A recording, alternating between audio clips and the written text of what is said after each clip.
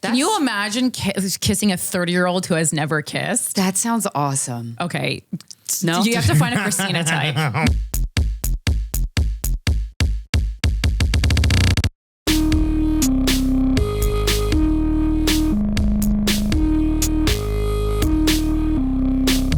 Greetings, fuckers. How you doing? Where you been? Make sure you get hydrated. Welcome to another episode of Guys We Fcked. It's the Anti-Slut-Shaming Podcast. I'm Corinne Fisher. I'm Krystyna Hutchinson. Welcome to the show. You got a problem? You want to email us about us? Is sorry about last night's show at gmail.com. Today's subject line, the 30-year-old virgin, parentheses, male. Hey, Corinne and Krystyna. I've been listening to y'all from the beginning of this year. I really appreciate what you guys do, and I absolutely love the pod. I do apologize in advance. This may be a long email, but I tried to cut out as much extraneous detail as possible. I'm a 30-year-old male, and I'm a complete virgin. No mouth stuff? Is that what he means by complete? Yeah, or like over the pants stuff. No mouth stuff. Oh, I love mouth stuff. I have a fairly decent upbringing. I've had a fairly decent upbringing, but for nearly 25 years, I was part of a conservative, Eastern/spiritual, low-key cult, not a bunker type cult. My family came into the cult pretty early on in my childhood, and it shaped who I am as a person. It gave me a sense of self and gave me purpose. Oh, that's great to come out of a cult like that. Cults always have a long to-do list. No, that's nice. I respect that about cults. A few years ago, I had come to deal with some facts regarding the cult, and that made me question everything. Beginning of last year, I became engaged as part of an arranged marriage orchestrated by the cult leader. Woo! Okay, see, that's where the cults go wrong. Whoa. That's wild. That's not a good cult now. But I thankfully got the balls to break it off end of the last year, and have fully exited myself from the cult. All right. Cult-free since 2022. I'm glad we don't have to help you get out of the cult, and you already did that yourself. That's good. Right. That was like, ooh, woo. Okay, that was the hard work. Since then, I've been going to a lot of therapy, trying to better my mental, physical health, and find purpose in life. WIP. Work in progress. Oh, good for you. And cultural pressure and my own low self-esteem. I have never gotten the chance to be intimate with women, even the person I was engaged to. I haven't even kissed anyone yet. Okay, so yes, you are correct, sir. You are a complete virgin. I haven't kissed anyone yet. Can you imagine kissing a 30-year-old who has never kissed? That sounds awesome. Okay. No? You have to find a Krystyna type. No, because it's like, how romantic. I'm teaching you how to kiss in my 30s. No, that's You pedophilic. really want that job? That's pedophilic. No, 'cause people you're call me a 30. pedophile for fucking dating people in their mid-20s. It's pedophilic in terms of the experience level, but that's not pedophilic, really. Ugh, they're just like, imagine how bad they're It's going to not be. pedophilic. It's the teaching aspect of it. Yeah. I've just never taught a guy anything, you know? I'm sure you have unknowingly. Yeah, they wouldn't admit it though, maybe. Yeah. I will say I'm super grateful I didn't turn out to be an incel or some red pill bro, because podcasts like Guys We Fcked allowed me to vicariously understand relationships, women, intimacy, etc. So thank you guys for the service. And thank God the cult leader didn't find you listening to this, because you would have probably been sent to the big trouble. chokey or something. Yeah, the freaking chokey. Oh, the Trunchbull gonna get you. I do want to start casually dating women my age or older. Even this guy literally never dated before. He's like, let's keep it casual. Well, fuck it. Just dive right in, boy. Oh, I'm sorry. You can dive into a cult, but you can't commit to a woman? That's very You funny. haven't even given dating a chance, God. bro. You literally were in a cult. Let's keep it cash. Having one night stands, hookups, etc. Oh, you're such a bro. No, I'm just kidding. Basically, catch up on all the things I missed in life. Yeah, I get it. Get that D wet. Get that D wet, boy. Get that D wet. But my lack of experience would be abundantly clear, and there's no easy way to explain how I could be a virgin at this ripe old age. Yeah, but you have a cool story. Do you understand? Yeah. You have something that sets you apart true. from most straight guys. An interesting background. And you can use that to your advantage by when the time is right to share that with a woman. Don't do it on date one. Don't trauma dump. That's called trauma dumping. Wait until you get to know her. But like, what a cool, kind of sexy story. Oh, this is so hot. Like, one of my favorite first dates was a guy had me feel his back, and it was like really bumpy. And he was like, yeah, that's shrapnel that's in my flesh from when I served in the Israeli army. And I was like, well, this is a Well, success. God damn, mister. Thanks for telling me. Thanks for telling me that. Oh, geez, that's fun. It's definitely too heavy a topic to bring up on a first date, correct? But second, we're good. And I don't want a trauma dump. Oh my God. I love you. But I feel it should be addressed at some point. Yeah, I'll say. He's just not talking to you one night, and then you're like, what is it? It's like, I'm sorry, I was just thinking about that time that I was in a cult for 25 years. The fuck? Lead with that. So I guess my question is, what should I do? How should I explain my lack of experience? Should I not say anything? I don't want to creep women out with my weird background. No, Boy, women you will love not. shit like Are this. you kidding me? We love This is a shit rags like to this. riches story, baby. Let me show you how to love. Yeah. Dude, also, you need to look up, so just for an example, like, you know how like women love to write letters to guys in prison? Look up this story of Damien Eccles, okay? And the West Memphis 3, okay? This guy literally was in prison for child murder and fucking. He didn't do it, but that's what he was Yay. convicted of. And he was on death row. And someone, a woman, Lori now Eccles, she said, I don't want to be an architect anymore. I want to get this guy out of prison, and then committed the rest of her life to it. Okay. So this is the story that women will give up their career in architecture for. Okay. You're golden. Yeah, and you're you're gonna be not- you're not drowning in in jail. pussy. You're not even in jail. You're dude. not even in jail. You're not even fucked. To go on a podcast and be a guest and then watch your DMs flood, honestly. Yeah. Or give us your handle and we'll promo it.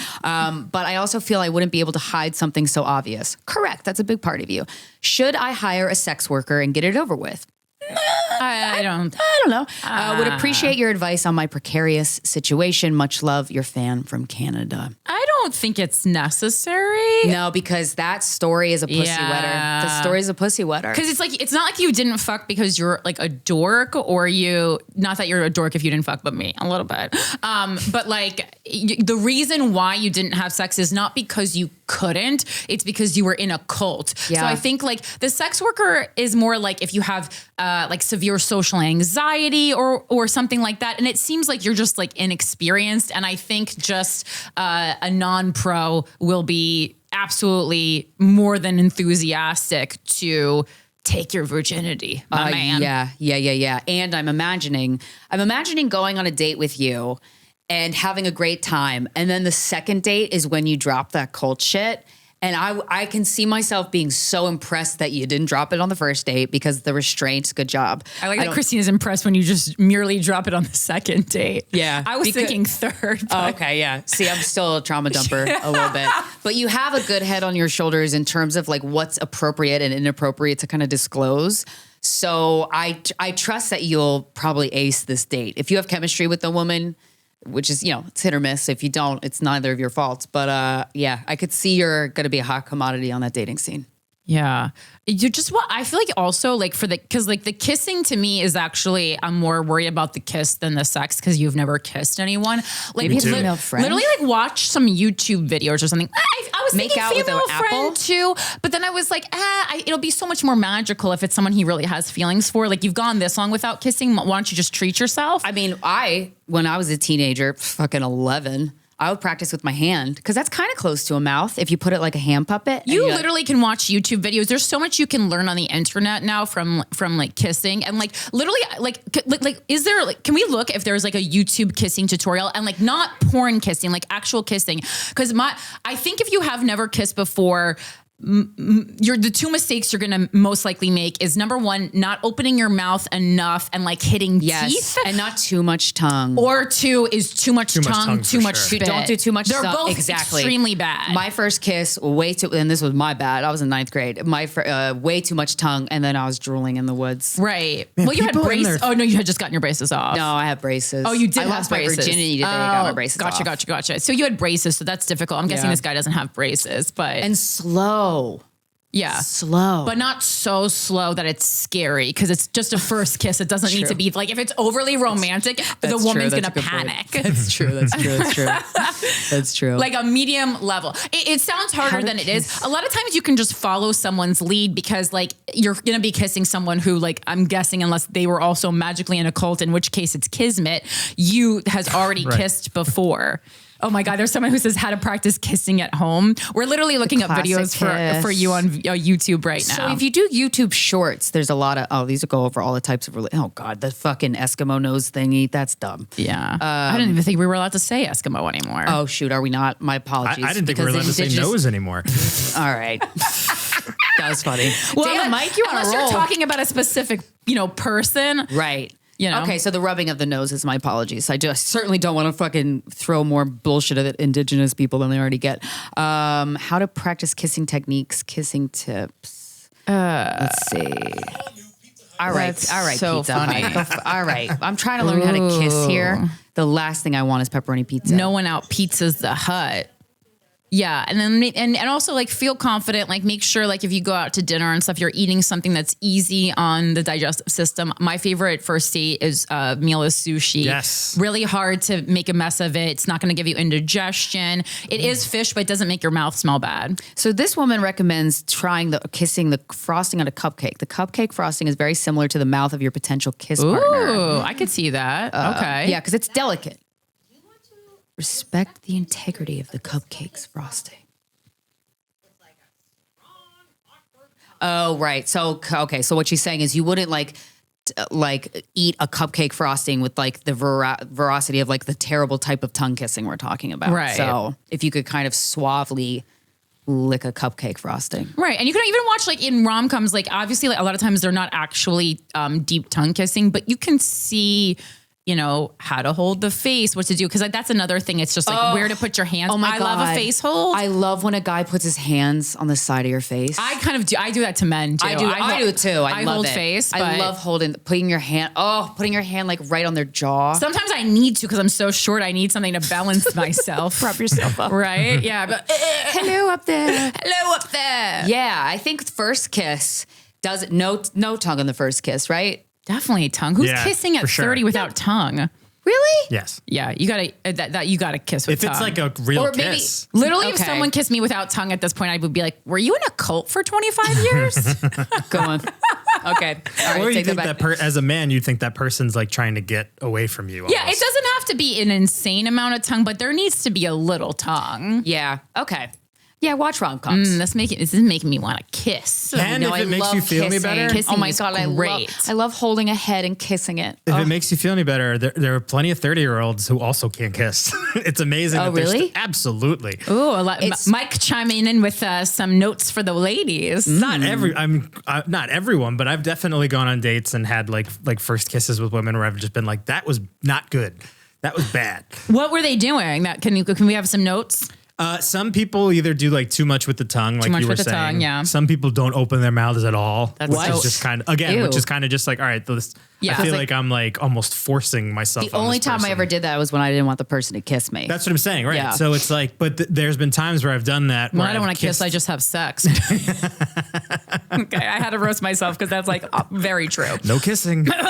Okay, there's something less gross about fucking someone than kissing someone if you don't want to be there. I totally get it. and I don't know what it is. Well, that's why Julia Roberts in Pretty Woman, the only rule was Well, no that's why. kissing. Yeah, exactly. Sex workers a lot of times do no kissing. Yeah, Right. because it's so intimate. And it's like mouth on mouth, Okay, sorry, Michael. tongue in tongue. We're doing some therapy over here. No, Yeah. it's just that I think that a lot of the bad kisses that I've had with women around my age now have been like Krystyna Yeah. said, when you kiss somebody and their mouth is completely closed, you do Yeah. think that they're trying to get away from you. But the issue is when you go out again and then you kiss again and they do the same thing. You're like, oh, that's just your style. Yeah, and you're it kind of just like, sucks. you're bad at this. Yeah, and it's hard. It's hard to master the art of a good toned critique on a kiss. Yeah, right. But Well, it is because you just intimate. hope I think they that's part of it. one person starts following the other, and Yes. like, because like the first time you get like a kiss, if it is, or the first couple times, like if it's awkward and the teeth clink once or twice in Yeah. the thing, that's normal because you're feeling out each other's like mouth. Like people have different sized teeth, but like if you're constantly like hitting each other, Yeah, you can't. That's clank. a problem. No clanking. This isn't a pottery store. Yeah. Good luck, and I'm excited for you. And yeah, definitely milk that story when it's time. Yeah, and like so in conclusion, we don't think you need to hire a sex worker. Not against it. I just don't think. I think it's like this just in your situation. like you could just have a like organic time. Yeah. You don't have like And triggers. it would be more meaningful for you. Yeah. Yeah. I would say if you have PTSD triggers with some sexual, like, traumatic stuff, but you don't. So it's just the cult stuff. Yay. Just the cult stuff. It's the ambulance coming to take me away. And give you a kiss. Because the sight of you stopped my heart. That's from Night at the Roxbury. Thank you. Thank you so much. You know what I heard when I first met you? What?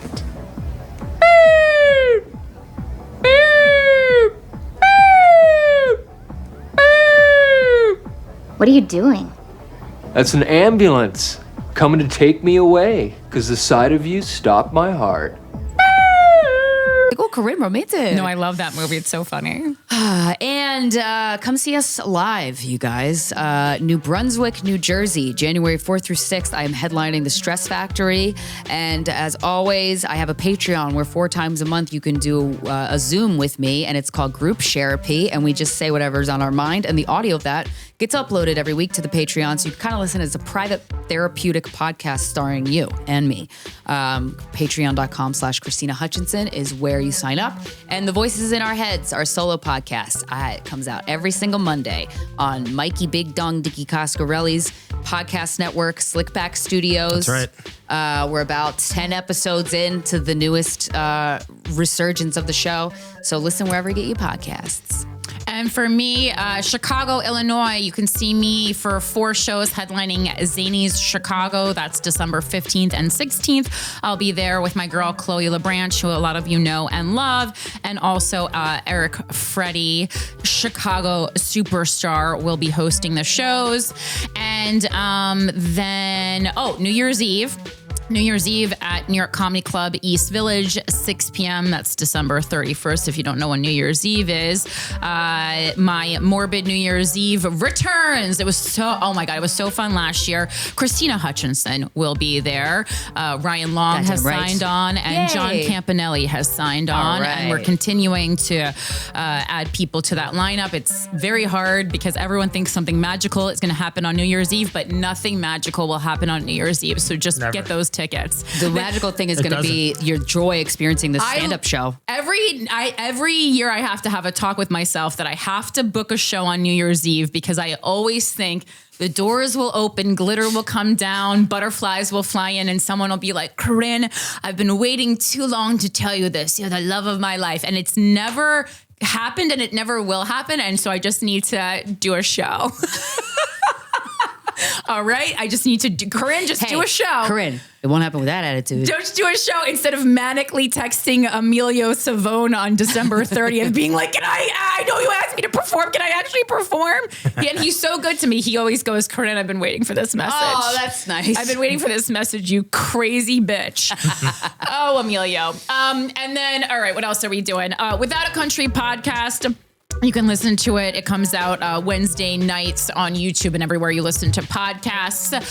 We've been doing a lot of cool stuff on this podcast. Something I'm really proud of is like 2 weeks ago, and I forgot to plug it on this show, is there was this story that broke about a Alabama mayor, Mayor Bubba Copeland, and he unfortunately took his own life because of some things that were like some things were surfaced about him that were published in a local newspaper, 1819 News, that he didn't want to come out.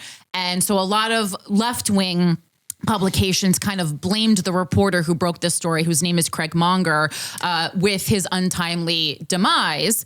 And it seemed like very like black and white. And what I've learned from doing Without a Country is nothing is really that black and white, because black and like the gray area isn't enticing. It doesn't get clicks. It doesn't sell news, right? So it has to be extreme black, extreme white. So I started looking into the story a lot more.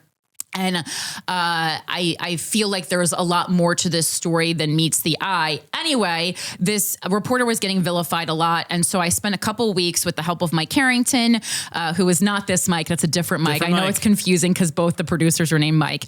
And we finally got an interview, and I sat down for an hour with this reporter, Craig Monger, and we had a really, really great conversation. And we have extremely different viewpoints about life, socially, politically, but we were able to have a really even-keeled conversation. And I think it's a great watch. So please check that out on YouTube. It'll say interview with Craig Monger. Familiarize with yourself with the story, but it's a really quick read to just Mayor Bubba Copeland's story.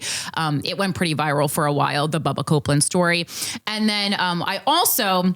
I don't know if you saw on TikTok, but Osama bin Laden's letter to America had gone viral a couple weeks ago. And so I actually also read that in a recent episode. And I think it's interesting because pieces of it were going viral, right? And it was kind of opening people's eyes, or some people's eyes who weren't, of age during 9/11, that perhaps America did something to promote 9/11.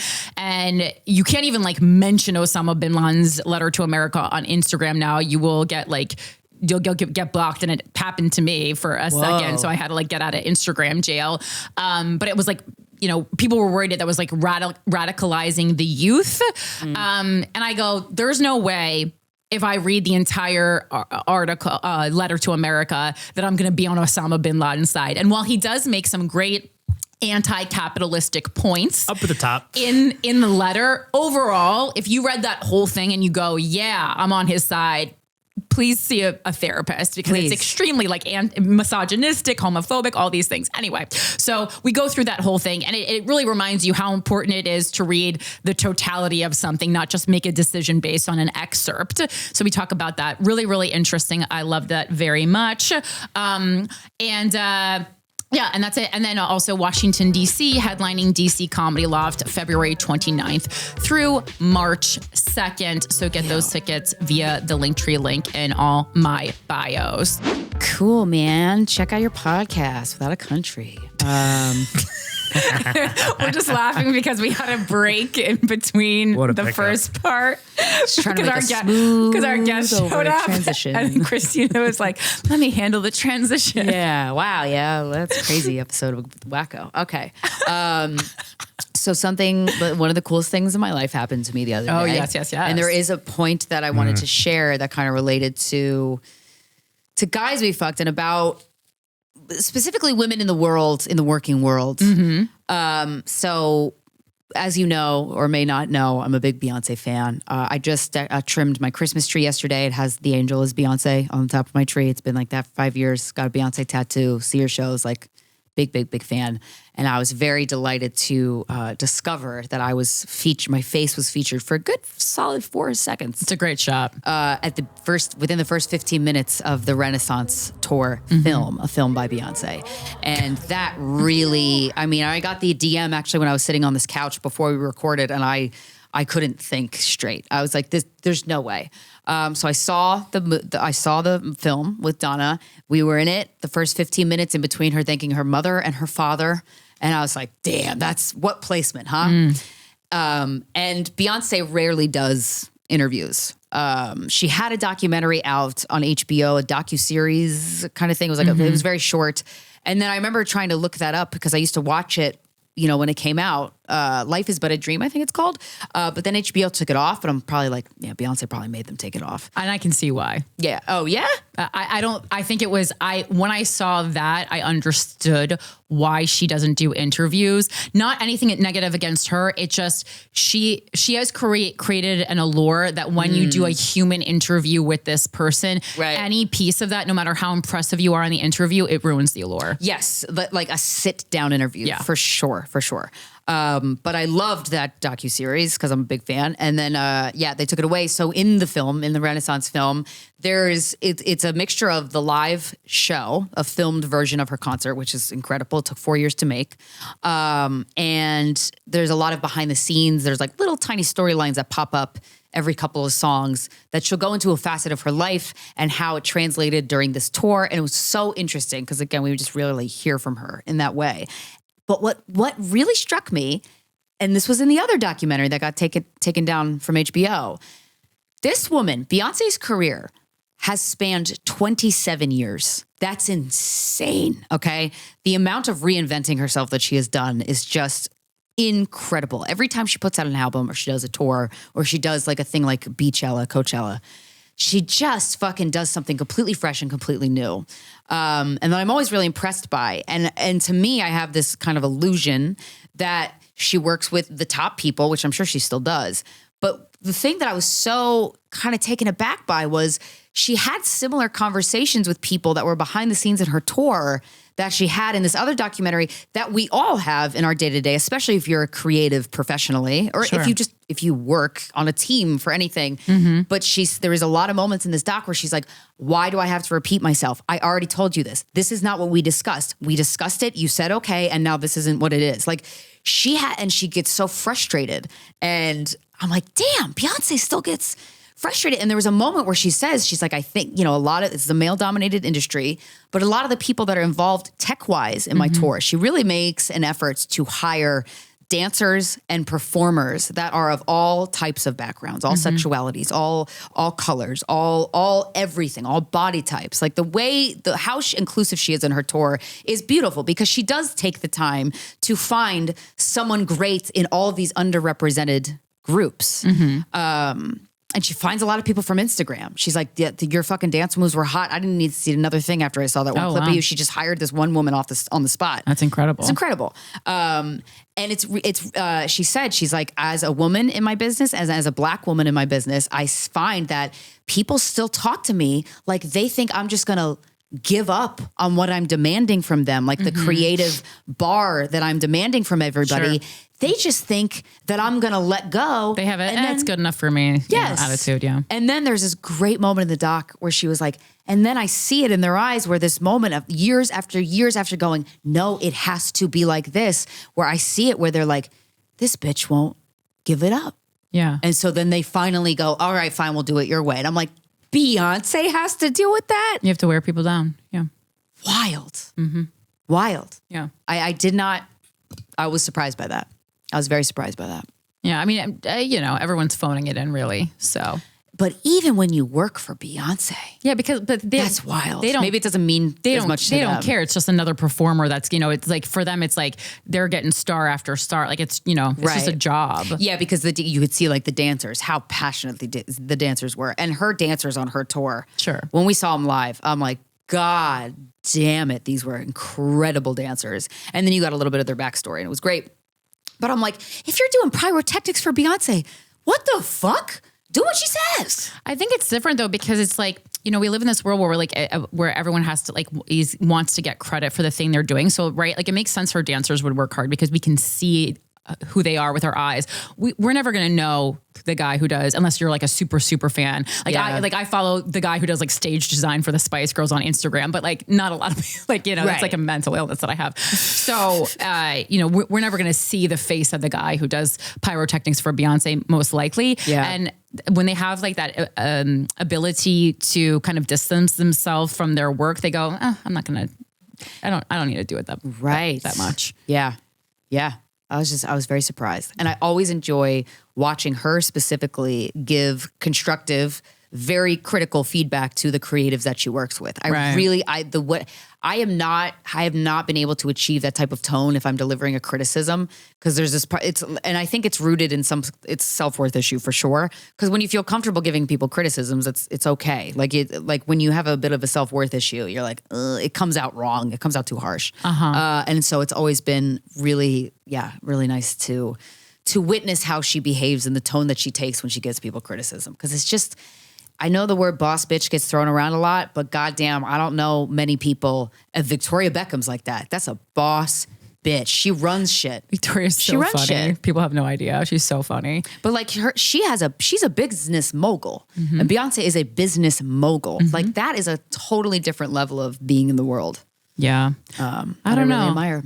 Yeah, I mean, it makes sense that she would be continuously frustrated because I'm nowhere near Beyonce, but I basically am always disappointed in the product. It did remind me of you. I'm always disappointed in the product. I know as excited we have, graphic designers and editors and all these people, pretty much whenever someone says, oh, I'm really excited to show you what I worked on, like after we talked about them about our vision, I don't ever remember a time getting the product and being like, wow, this exceeded my standards. I don't think that's ever happened. Yeah. So every now and then it'll meet the criteria that I was looking for. Most times I find it underwhelming. Yeah. It did remind me of you, like her I'm disappointment. constantly disappointed. And she's not afraid to say it like you. If you're disappointed in something, like, you know, you have to deliver that type of feedback. And it made me go, oh, okay. Like it's not a dark cloud over the project that you're disappointed in the outcome. It's just like, we haven't gotten there yet. You haven't delivered on the thing I think wanted. quite the opposite. I think it shows how much you care about the product and the potential that you see in the product, that you go, no, go back because we can do this better, because I know that this has... We're capable of figuring it out. Yeah, that this has the foundation to be something great, and we haven't gotten there yet. And why wouldn't we try? Yeah, totally. I think it's actually oddly positive. I don't think it's pessimistic at all. I think it's pessimistic when you accept something that's mediocre. Yeah. Going, yeah, you're right. We can't do any better. Yeah, no, we fucking can. And and I think it also like, it comes teamwork. off a lot of times as like saying like, I'm disappointed in the people that work for me. When I see it as, I know you're all capable of so much more, and you're selling the project short, you're selling me short, but you're also selling yourself short. Yes. I see. That's what it comes across. And even when people give me, feedback like that, be like, yeah, like they go, oh, this isn't as good as I expected from you. I go, you know what? Okay. Yeah. I see that. But Yeah, and let's it's try also again. like, ooh, this is a fun puzzle piece. This is a fun challenge. Like, let's be the best that we possibly can. Yeah, Sure. Her, and you are another example of a creative that's like this. And I'm sure like other like I'm sure Victoria Beckham's like this. You just don't take something that's not it yet. That's not it. We need to work harder. We need to like analyze this. We need to dig into this. We need to go back and do the complicated work of analyzing how this can be better. Well, I think about projects and like art the way a lot of most people think about love. Like, right when you know, you know. For me, it's like True. When I see it, I go, I know it. I've explained to you as much as I can explain to you in words how I feel like this is supposed to be. And then from there, like, I'll know it when I see it. Yeah. And then, it's like a melody or... every artist has that in them, an edit, when they go, I can't really explain to you how to edit, but if I sit here, I can feel out the beats of how this is supposed to be edited. We all have that. Totally. Yeah.